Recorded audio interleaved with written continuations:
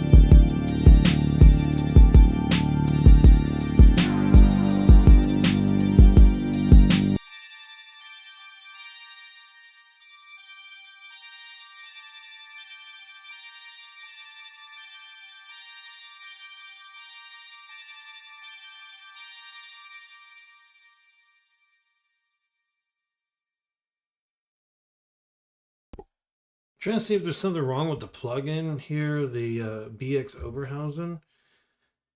I don't know. Maybe that's just something they did with that sound, this mallet instrument. But I want to say I think I hear aliasing. Maybe it was intended though, because no, if this is supposed to emulate an analog synthesizer, there shouldn't be aliasing artifacts, and that is present, without the AMEK. So the AMEK's not doing this. Watch when I turn it off. Listen.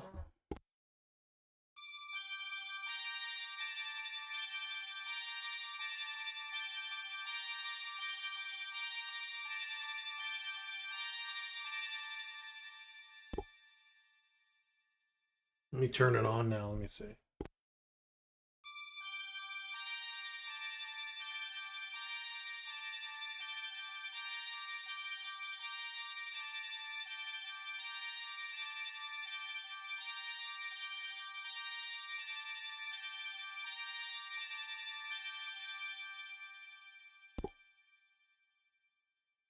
Yeah, I don't know. Maybe it wasn't as bad as I thought. I think in the context with the hi-hat probably sounds aliased. So let me check to see if my drums that I used may be aliased. Because see, I have these drums that I use that were allegedly run through analog gear, but they might not be. They might actually be just run through plugins, and I may hear aliasing on the artifacts. We can see, I don't know if we can show it here. I think if I were to go, because I got it from this kit over here. It's an old kit. It was the Sound Mob TR-808 drums, the K-Rock TR-808 drums. This one is bass drum 005, right? So it's this one. So if I were just to touch it, yeah, okay, so it's at 44.1 kilohertz, 32-bit depth. Sample rate has a Nyquist limit of 22.5, which means that snare 11 is also from this. Snare 11 is right here. It's not high enough, high fidelity enough to generate an aliasing artifact, but this hi-hat might be. Hi-hat 01. So let me check hi-hat 01. Possible. Possible. Let's hear the whole thing in context once again.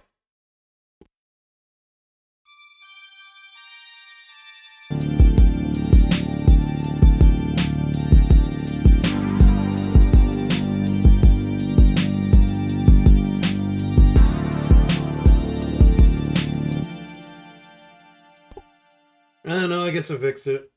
I fixed it. My low pass filtering that high end, I think I fixed it. It didn't sound like it was happening until the AMEK was involved.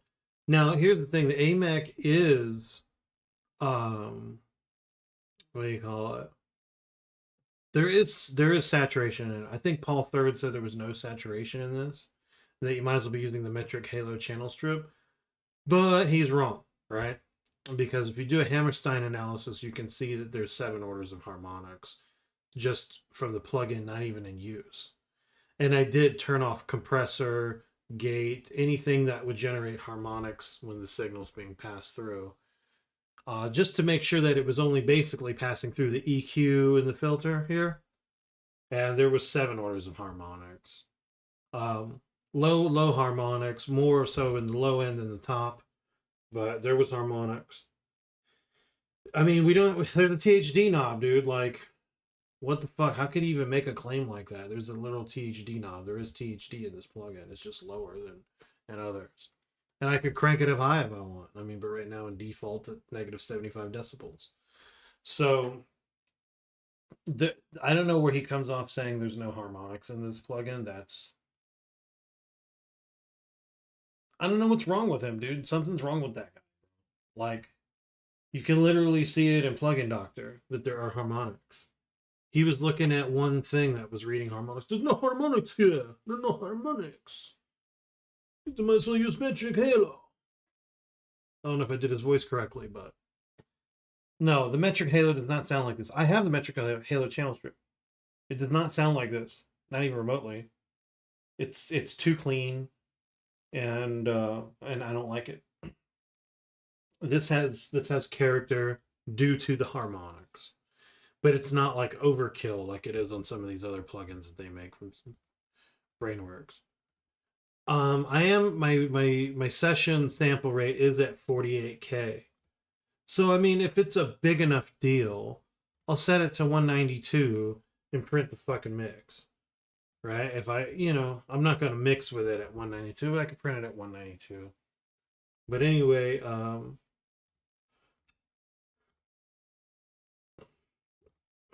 so when summing everything to the master bus, things are going to be much louder, and sometimes they go above the threshold here. And you don't want digital clipping that's just awful sounding shit. Now, don't get me wrong, I do use floating point audio, but I still just don't want to. I don't want to hear digital clipping. It's not floating point while I'm working on it. So anyway, I took the volume knob, just brought it down to 12 o'clock. Basically, and then I'm gonna go back here and I'm gonna just slap master desk on it. Here's my reasoning behind that, right? So you have a limiter, you already have a compressor, dude. That means you don't have to put an SSL bus compressor on this. And my cat meowing over here too. So you don't need that shit. You can just use this. I use number 1, 2, 3, and 4, so it would take too much bass out, so I just keep number 1 in.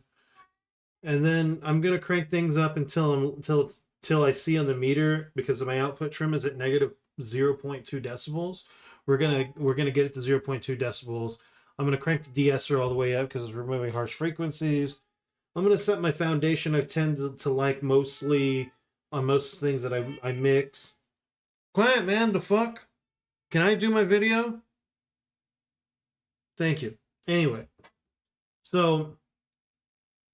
Foundation knob, I like to go about 2 notches to the right. It just, it brings a tiny bit of bass up and kind of takes some of those highs down. So you can tell that my philosophy is all about, hard hitting bass and really getting rid of harshness. And then I do like to do like a 3 decibel bass boost if it warrants it. And then I'll go into mid mode here and listen to the mids and bring down, I'll try to work on bringing the highs down. Once again, I'm taming harshness and brittleness on the highs. And then I go into side mode just to hear if there's any of that happening on the sides. And then in that, I'll crank the THD knob up a little more, give us a little bit more THD, and then call it a day, right? So let's go. Let's do this.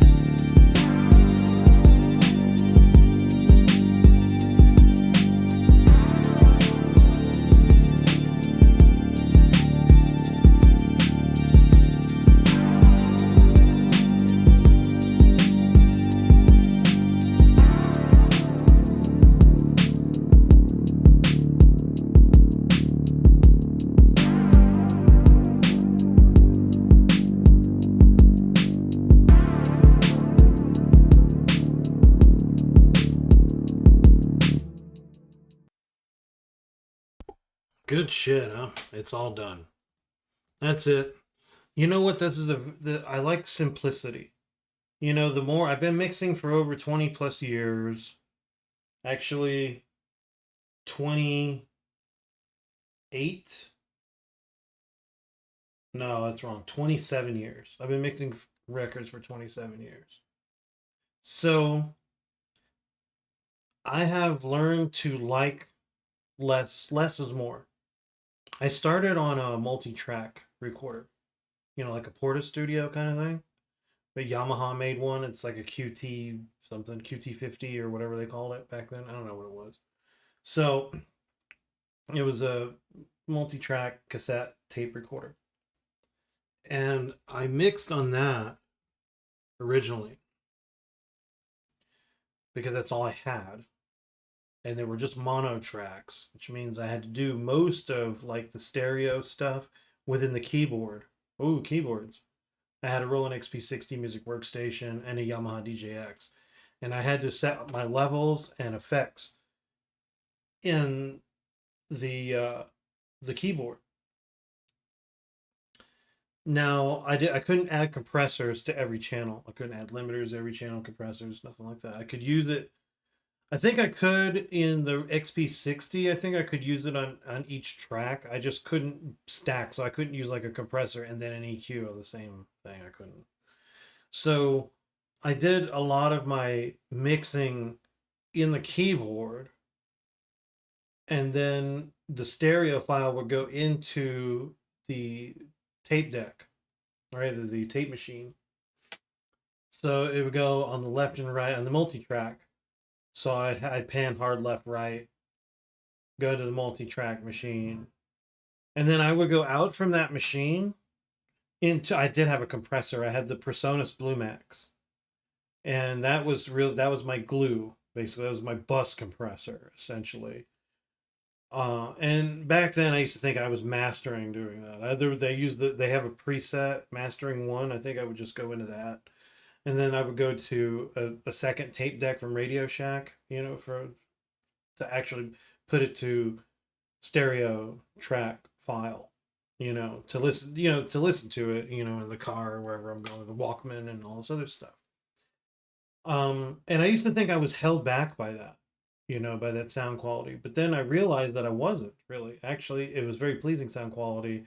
I liked the music that I made. I never really dealt with harshness per se. My big thing I was always fighting was, tape noise and stuff like that. And I always thought, oh, digital would be so great because it's clean. But and digital of that era was pretty clean, but it was still somewhat analog because you had to always, plug into it. You had to plug things into it, and the input, the AD converter or whatever, did a lot of the work, right? So, and then therefore you had a pretty good clean digital signal. It wasn't until I started working like in the computer totally when I started to realize like some of these sounds are really sharp fucking sounding and they're not pleasant.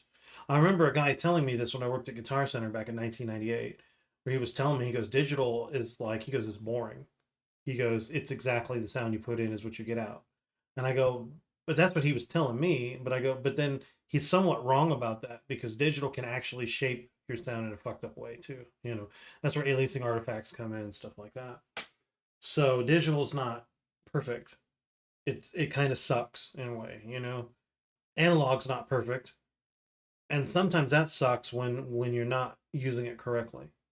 But more often than not, analog sounds better. The non-linearities sound better, sound more natural because reality is natural. You know, distortion from your music, going through wires and going through like electronics. Where the electronics is adding distortion to your sound in subtle ways actually makes it more musically pleasing. When you talk about harmonics, well, yeah, you're getting more bang for your buck. You know what I'm saying? So now they try to reproduce that in the box, in the digital world.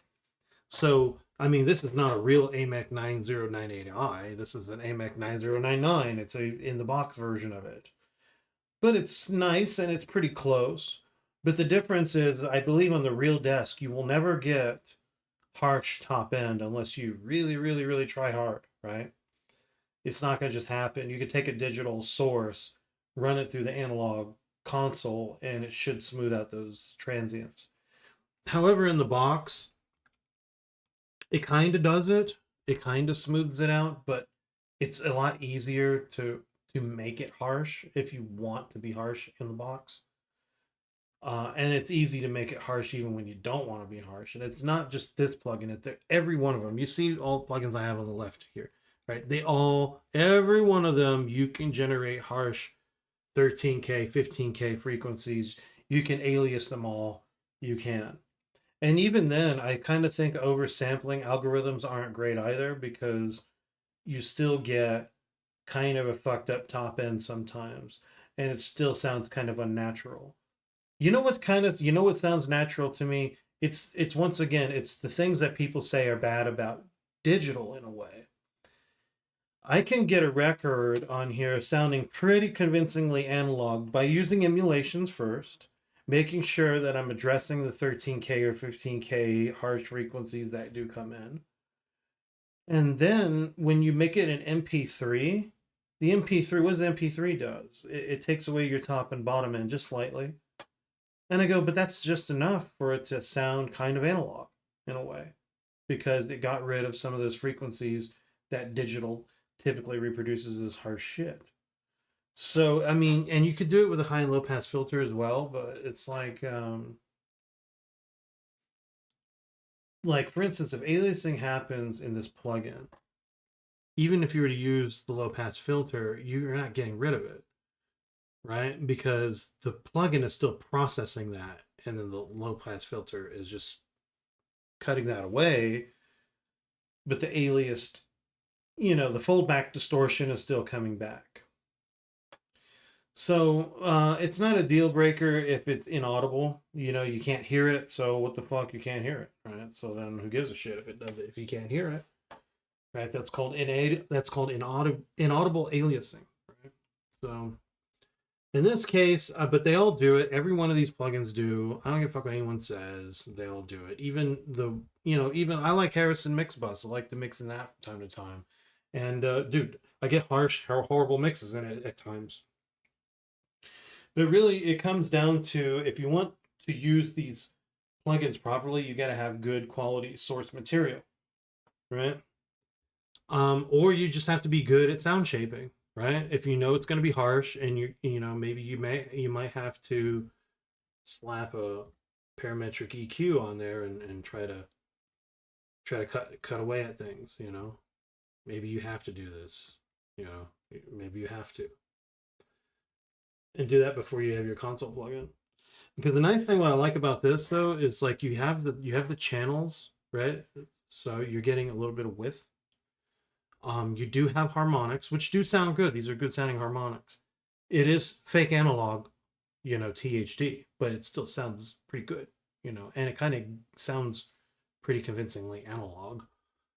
The only thing that gives it away is if, yeah, you start fucking with like high pitched, harsh frequencies.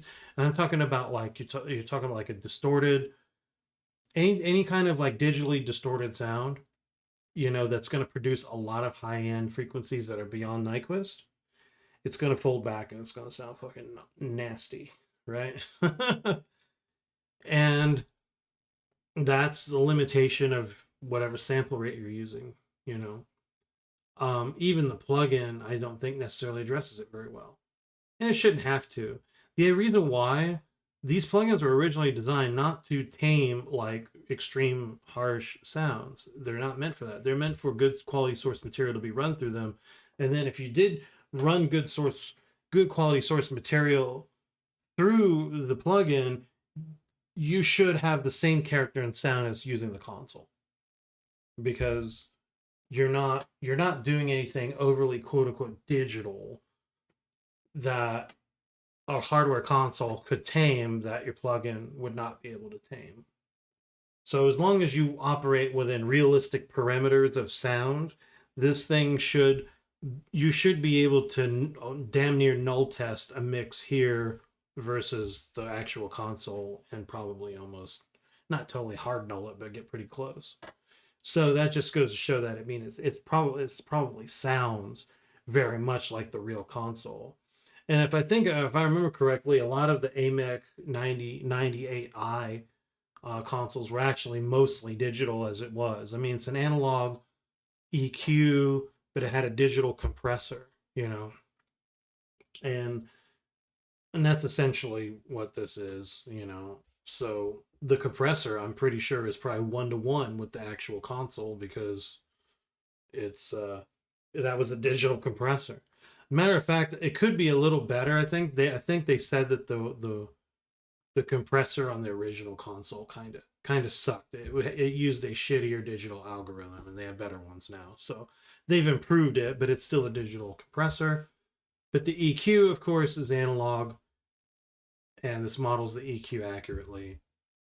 The only difference, once again, is that you're not really using real true hardware. So preamp saturation stuff that's in the V gain and THD is simulated. It's not the true shit. So you could theoretically, if you wanted to prove a fucking point, you could generate aliasing artifacts in this plugin and it will not necessarily tame it, right?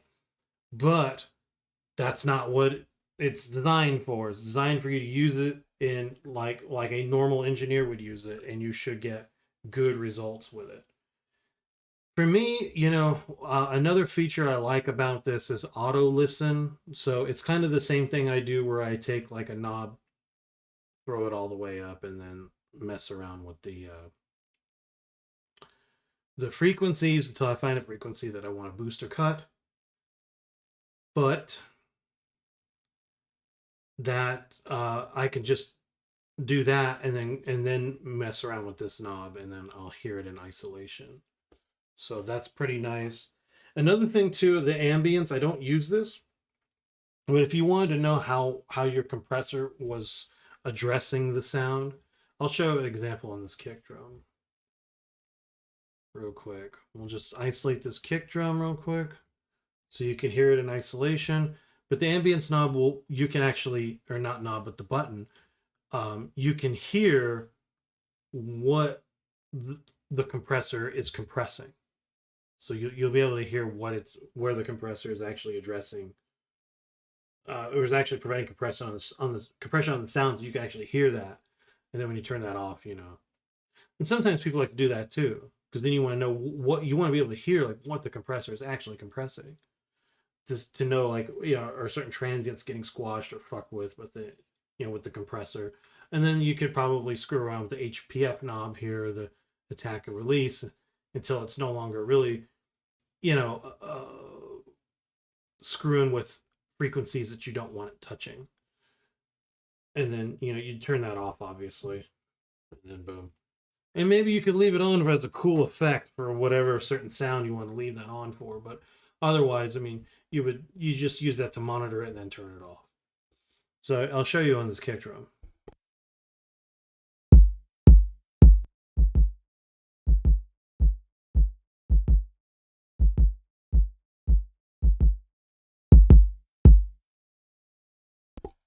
So right there, you can tell that the compressor was affecting the very tippy top, of the attack of the kick drum, and then it was affecting very heavily the bass frequencies of the kick drum. So it was squashing all that, bringing that down. The mid range was largely left alone, right? So, which means, what does that mean when I go to EQ later, right? So now I'm EQing back in the bass that was squashed. That's okay though, because now I have a more even sound, but now I can bring that bass up again and at a frequency that I think I'd like to hear more of. And then and you saw I brought back the top. The top was smashed away by the compressor, so I brought the top back so that it has a little bit more detail. So now I have the compression, but then I kind of have to some degree the transients, and I'm not EQing into the compressor. This is post compression. It's just by default. If I want to EQ into the compressor, then you would hit pre. Then the more that I turn these knobs into the compressor, the more these frequencies will be compressed. Right, and maybe that cleans up sounds too, but I think it just sounds better to run the EQ post compressor. It sounds a little better to my ears.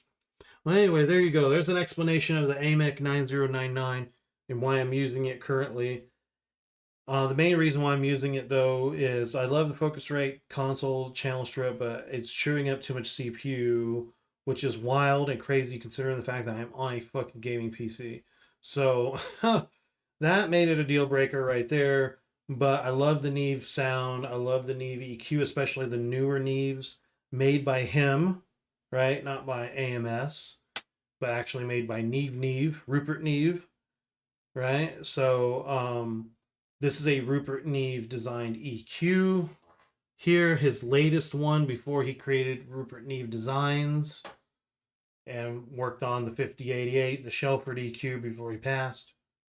But this is as in plugin world, this is the most recent Neve EQ, and it sounds amazing, and I love it. So there you go. It's your boy Vigilante Styles. If you like my videos, like, subscribe, hit the notification bell, and until we meet again, bye for now. Peace.